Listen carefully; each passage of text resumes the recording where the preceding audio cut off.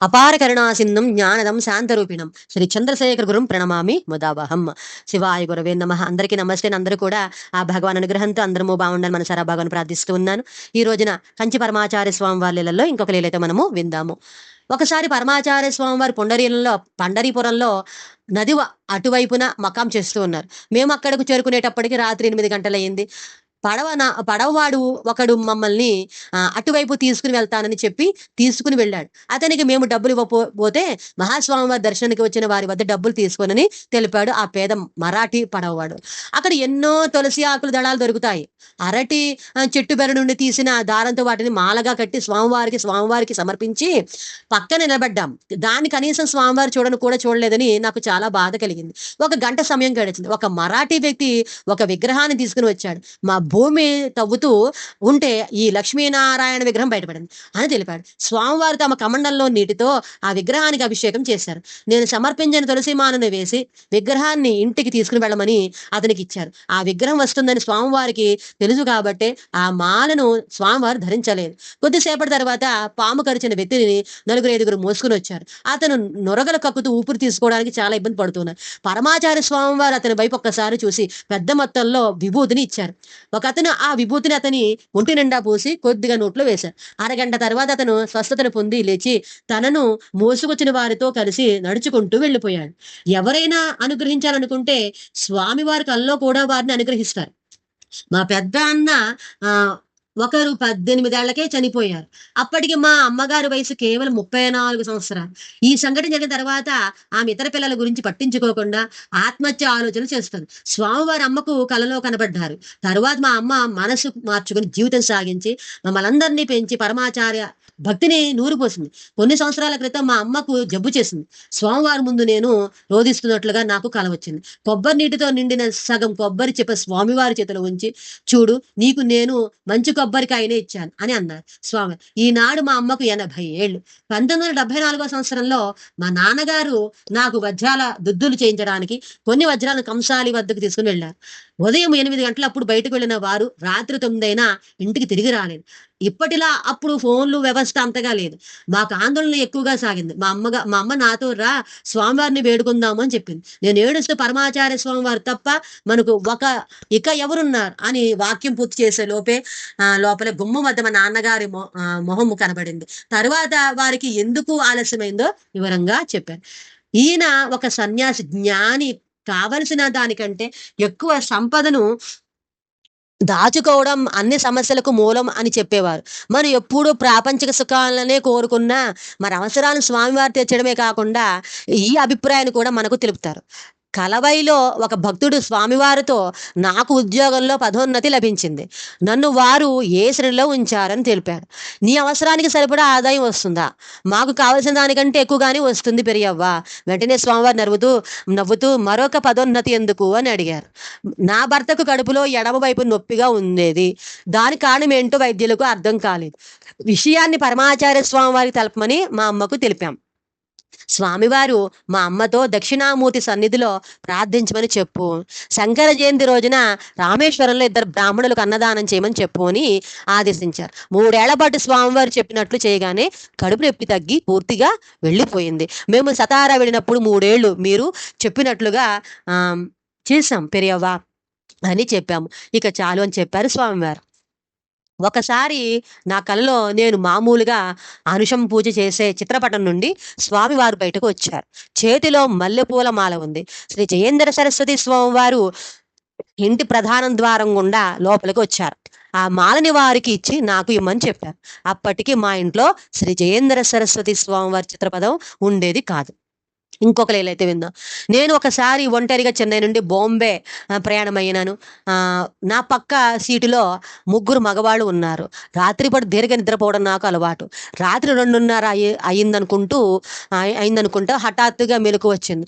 ఎలా మెలకు వచ్చిందో తెలియదు, కానీ చూస్తే నా తల వద్ద ఒక వ్యక్తి నిలబడి ఉన్నాడు. లేచి నా చేతి సంచిని పరమాచార్య స్వామివారి చిత్రపటం ఉంటుంది. గట్టిగా హత్తుకుని "ఏమైంది నీకు? ఏం కావాలి?" అని అడిగారు. "ఏమీ లేదు" అని చెప్పి ఒక సీటులోకి వెళ్లి కూర్చున్నాడు.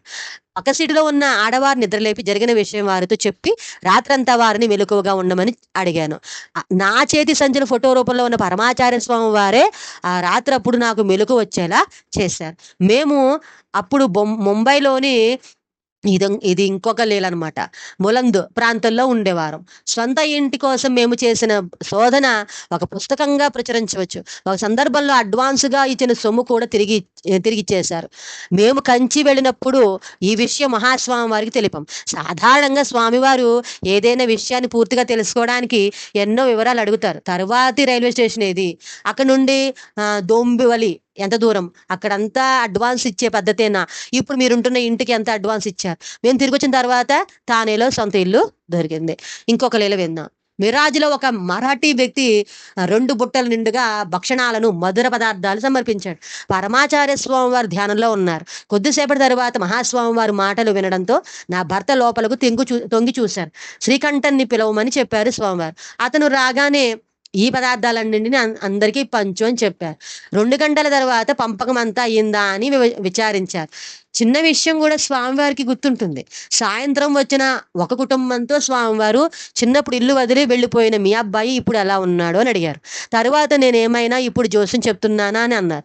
ఒక నిమిషం తర్వాత మంచి దారిలో వెళ్ళి ఉంటే తప్పక మంచి స్థితిలోనే ఉంటాడు అని అన్నారు. ఇల్లు వదిలి వెళ్ళిన తమ కొడుకు బాగా ఉన్నాడని నమ్మకంతో వెళ్ళిపోయారు. జోస్యం చెప్పరాదన్న శ్రీమఠ నియమాన్ని కూడా అతిక్రమించలేదు. ఇంకొక లీలైతే విన్నా. ఒకసారి నా భర్త కాంచీపురానికి వెళ్ళినప్పుడు ఒక ఆమె ఏడుస్తూ స్వామివారికి విన్నవించుకుంటుంది. "పెరియవ్వ, నా మాంగళ్యాన్ని ఎవరో దొంగిలించారు. నేను చాలా పేదరాలని" అని. వెంటనే స్వామివారు మఠం సేవకుని పిలిచి మఠం నిల్వలో ఉన్న ఒక మాంగళ్యాన్ని తీసుకుని రమ్మని చెప్పి స్వామివారి స్వహస్తాలతో ఆమెకిచ్చి మెడలో ధరించమన్నారు. ఇంకొక లీలైతే విందాం. ఒకసారి పరమాచార్య స్వామివారు తేన్బాకం నుండి కాంచీపురానికి నడిచి వచ్చారు. మేము కూడా స్వామివారిని అనుసరించాం. అప్పుడు మా అమ్మ ఇతరులు నడవమని ప్రాంతంలో పరమాచార్య స్వామివారు కాలు పెట్టిన ఒక ప్రదేశంలోని ఇసుకను తీసుకుని నాకు ఇచ్చింది. ఈనాడు మన ఇంట్లో అనుషం పూజ ఉన్నప్పుడు ఆ ఇసుక ఎంతో స్థానాన్ని పొందింది. తర్వాత ఇంకో లీలైతే విందాం. ఇది ఇటీవల జరిగిన విషయం. కామాక్షి అమ్మవారి కోసం ఒక చిన్న చెల్లెలు నా కోసం నా చిన్న చెల్లెలు కొంత ధనం పోగు చేసుకుంది. కానీ అమ్మవారికి ఏమైనా చెయ్యాలి అన్న కోరిక వాయిదా పడుతూ వచ్చింది. ఈ సమయంలో తను ఒక ప్రపంచానికి వెళ్ళింది. కానీ చెప్పిన వారు చెప్పిన ఒక సంఘటనలో ఒక వ్యక్తి పరమాచార్య స్వామి వారి 2 పొట్లాన్ని చూపించి ఒకటి మఠానికి, ఒకటి కామాక్షి అమ్మవారికి అని చెప్పారు. అందుకు మహాస్వామి వారు అంటే 2 నాకే అని చెప్పు అన్నారు.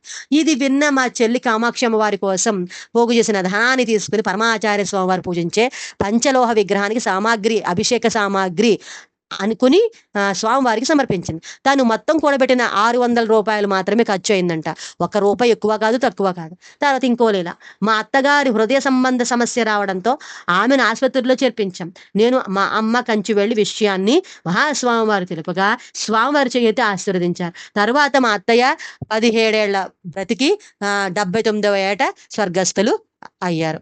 తర్వాతది అత్యవసర పరిస్థితుల స్వామివారు ఎందరికో మానవ రూపంలో సహాయం చేశారు. సుదీర్ఘ ప్రయాణాల్లో సహ ప్రయాణికునిగా కూడా వస్తారు. ఇప్పటికీ వేల కుటుంబాలు పరమాచార్య స్వామివారి వల్లనే బ్రతుకుతూ ఉన్నాయి. వారు శరీరం వదిలినందుకు కళ్ళ నీరు పెట్టుకున్న వేల మందిలో సైకిల్ రిక్షా తొక్కే పేదవారు కూడా ఉన్నారు. కాంచీపురం కేవలం దేవాలయాల వల్ల ప్రపంచ ప్రఖ్యాతి పొందలేదు.